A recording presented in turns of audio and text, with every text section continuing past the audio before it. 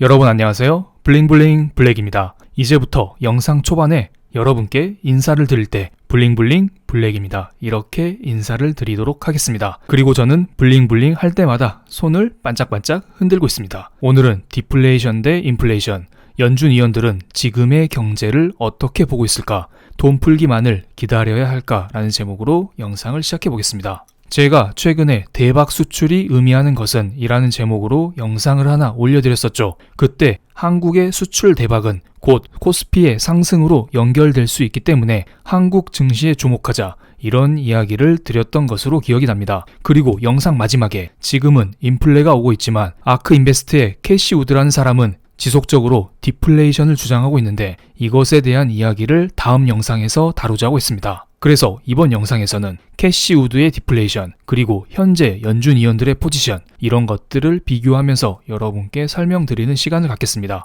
사진 속에 이분이 아크 인베스트먼트를 운용하고 있는 캐시 우드입니다. 우리에게는 돈나무 누님이라 알려져 있습니다. 이분은 정말 천재적인 분입니다. 작년에 혜성처럼 등장해서 ARKK라는 아크 이노베이션 ETF를 만들더니 작년에 저점 대비 400% 이상의 수익률을 달성했습니다. 액티브 ETF로 독보적인 성과를 달성했는데요. 그런데 ARKK는 주로 성장주로 세팅이 되어 있기 때문에 최근에 경기 민감주가 강세인 장세에서는 힘이 없는 모습을 보이고 있습니다. 이 차트는 월봉 차트인데 월봉 기준으로 음봉이 5개 뜨고 있네요. 그만큼 최근에 기술주가 좋지 않았다, 이런 말씀을 드릴 수가 있겠네요. 하지만 돈나무 누나는 이런 말을 계속하고 있습니다. 나는 단기적인 하락은 중요치 않다. 연평균 수익률이 중요하다. 지금의 하락은 일시적일 뿐이다. 이 말을 지속적으로 강조하고 있습니다. 그리고 CNBC에 따르면 5월 11일 아크 인베스트를 이끄는 캐시 우드는 웹 세미나에서 지금 많은 사람들이 성장주의 거품 붕괴 시작이라고 본다고 했습니다. 하지만 아크는 조금도 그렇지 않다. 기술을 통해서 놀라운 성장이 가능할 것이라고 했습니다. 여전히 성장주 하나만을 사랑하고 있는데요. 그러면서 돈나무 누님은 이런 말을 했습니다. 지금은 인플레이션이 아니라 혁신을 바탕으로 한 디플레이션 시대다. 결국에는 물가 하락을 의미하는 디플레를 외치고 있습니다. 그런데 돈나무 누나의 물가 하락 발언은 이번이 처음이 아닙니다. 돈나무 누나는 늘 디플레를 외치고 다닙니다. 그런데 일반적으로 디플레이션은 물가가 하락하는 경기 침체 현상입니다. 하지만 기사에 보시다시피 돈나무 누님은 조금 다른 디플레를 주장하고 있습니다. 기사에서도 혁신이라는 단어가 들어가잖아요. 그래서 이분이 말하는 디플레이션은 어떤 것이고 최근 연준 위원들은 디플레이션을 어떻게 바라보고 있는지,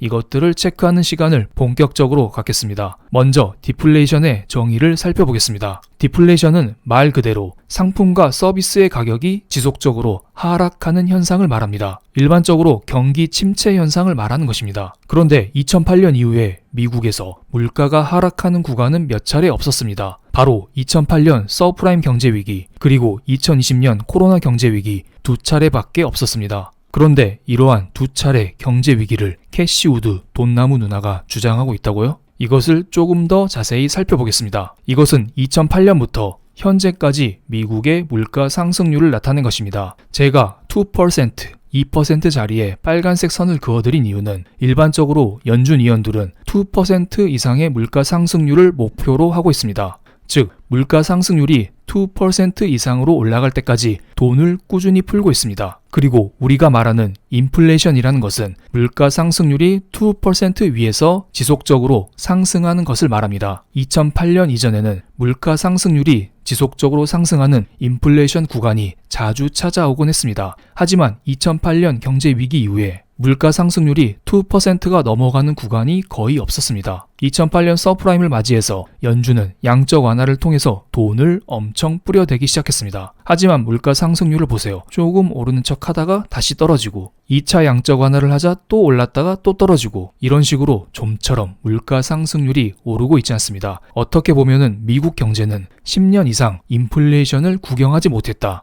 연준은 돈을 많이 뿌리지만 그 돈이 어디론가 사라지고 있다. 이런 말씀을 드릴 수가 있겠습니다. 그만큼 지금의 물가 상승률은 어렵다. 인플레이션이 오는 것은 어렵다. 이렇게 정리를 드릴 수가 있겠네요. 그리고 최근 코로나 경제 위기를 맞이해서 연준은 양적 완화 그리고 회사채를 매입하는 질적 완화, 이 두 가지를 본격적으로 시작했습니다. 그리고 최근에 결국에 물가 상승률이 2%가 아니라 4%, 4%가 넘어가는 기염을 토하기도 했습니다. 엄청나죠? 그런데 이럼에도 불구하고 캐시우드 누님은 디플레가 온다고 주장을 하는 것입니다. 그래서 최근 물가 상승에 대한 캐시우드 누님의 발언을 조금 더 자세히 보겠습니다. 돈나무 누나는 이런 말을 하고 있습니다. 기술 혁신으로 인해서 공급이 늘어나서 가격이 저렴해지는 현상이 나타난다고 합니다. 그러니까 생산 기술이 향상되어서 생산 능력이 폭발적으로 늘어나면 가격이 떨어지고 그러면 소비자들은 싼 가격에 상품을 매입하게 된다는 것입니다. 하지만 기업 입장에서는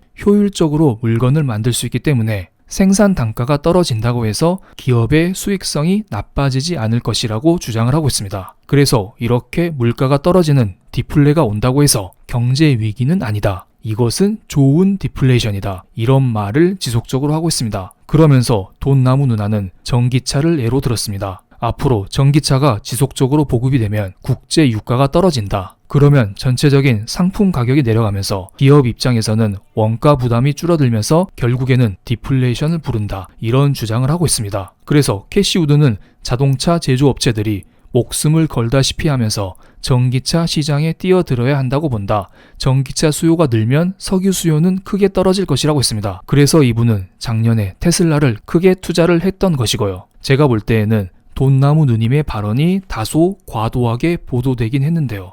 이 누님이 말하고자 하는 바는 디플레이션이 와서 경제가 어려워진다. 이게 아니라 물가 상승률이 2%가 넘어가는 인플레이션이 지속적으로 유지되기는 어렵다. 앞으로는 물가 상승률이 0% 부분에서 움직인다. 이런 이야기를 하고자 하는 게 아닐까요? 그래서 최근 2021년도 물가가 이렇게 상승하고 있지만 돈나무 누나는 과거 2009년, 2010년처럼 물가 상승률이 결국에는 꺾일 것이라고 주장을 하고 있습니다. 그래서 이것에 대한 연준 위원들의 발언을 차근차근 보겠습니다. 먼저 옐런 재무장관입니다. 이분은 연준 위원까지는 아니죠. 이분은 최근까지 이런 말을 했습니다. 지금의 물가 상승은 일시적이다. 아마 여름쯤에 기저효과로 꾸준히 물가가 상승하겠지만 가을부터는 물가가 꺾일 것이다. 하지만 5월 27일 하원 청문회에 출석해서 이런 말을 했습니다. 여전히 옐런 재무장관은 물가 상승이 일시적이라고 했습니다. 하지만 물가 상승률 피크의 시점을 조금 수정했습니다. 물가가 몇 달 더 지속적으로 오르고 올해 말까지라고 했네요.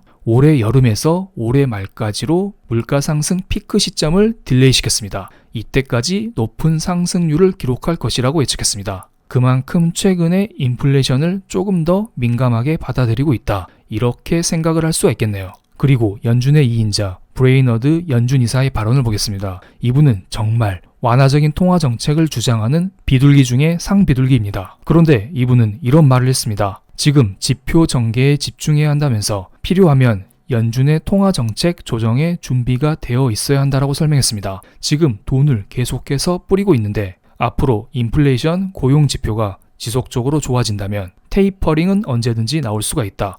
이런 이야기를 돌려서 한 것으로 보입니다. 그리고 연준은 2020년 코로나 경제 위기를 맞이해서 양적 완화뿐만 아니라 회사채를 매입하는 질적 완화를 해왔는데요. 물론 그 규모는 그렇게 크진 않습니다. 하지만 지금 경제가 좋아지고 있기 때문에 그동안 매입해왔었던 회사채를 다시 시중에 판다고 합니다. 그만큼 경제가 좋아졌다. 시중에 돈이 너무 많이 풀렸다. 이런 것을 알 수가 있겠네요. 여기에 맨 마지막 줄을 보면 패트릭 하커 필라델피아 연은 총재는 경기 회복 지속으로 양적 완화 축소를 검토해야 할 시점에 다다랐다라고 말했습니다. 테이퍼링을 생각하고 있다는 것이죠. 일반적으로 테이퍼링이 먼저 일어나고 그 다음에 금리 인상, 그 다음에 양적 축소가 나옵니다. 과거 2008년 경제 위기 당시에는 2009년도에 양적 완화를 시행했고 2014년 1월 달에 테이퍼링이 나왔고 2015년 12월 달에 금리 인상이 나왔으며 2017년, 2018년도 이때 양적 축소가 나왔습니다. 그런데 테이퍼링에서 금리 인상까지 가는데 시간이 꽤 오래 걸립니다. 연준이 2014년 1월 달에 테이퍼링을 했지만 실제로 테이퍼링 논의는 2010년도에도 나왔었고 2011년도에도 꾸준히 나왔었습니다.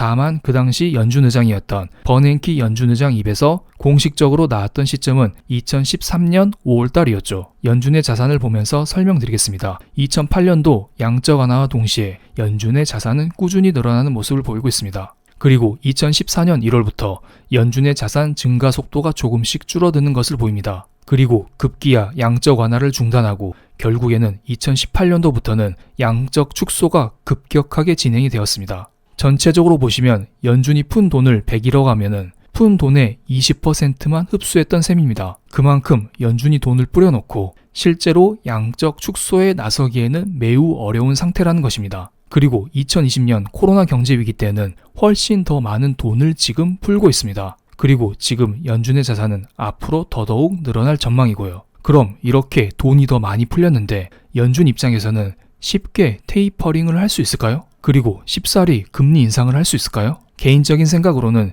테이퍼링은 나올 수 있을 거라 봅니다. 그런데 저는 이런 흐름이 전개될 거라 봐요. 테이퍼링이 나와서 경제가 주춤거리자 바로 연준은 추가 양적 완화를 하고 추가 양적 완화를 한 다음에 경제가 개선되면 또 테이퍼링을 하고 이것을 왔다 갔다 하면서 금리 인상까지는 꽤 많은 시간이 걸릴 거라 봅니다. 연준에서 2009년도 초반에 양적 완화를 시작했고 2015년 12월 달에 금리를 올렸습니다. 대충 계산하면 7년 정도 소요가 됐습니다. 그런데 제 생각에는 이러한 7년이란 기간이 지금에 그대로 적용되긴 힘들어 보이고요. 아마 더욱더 딜레이 될 가능성이 커 보입니다. 그리고 미국의 부채는 2020년 말 기준으로 27조 달러입니다. 지금 미국에서 세금을 계속 걷는다고 하는데 만약에 기준금리가 올라가게 되면은 정부 입장에서 이자를 갚는데 이러한 세금을 더욱더 많이 써야 됩니다. 그렇기 때문에 미국 입장에서는 금리 인상은 더더욱 하기에는 어려워 보이고요. 그래서 캐시 우드는 이걸 간파한 것으로 보입니다. 하지만 돈나무 누님처럼 기술주의 시대가 다시 찾아오길 기다리면서 기술주에 몰빵하는 자세는 좋지 않다고 봅니다. 시장이 어떻게 흘러갈지 아무도 모릅니다.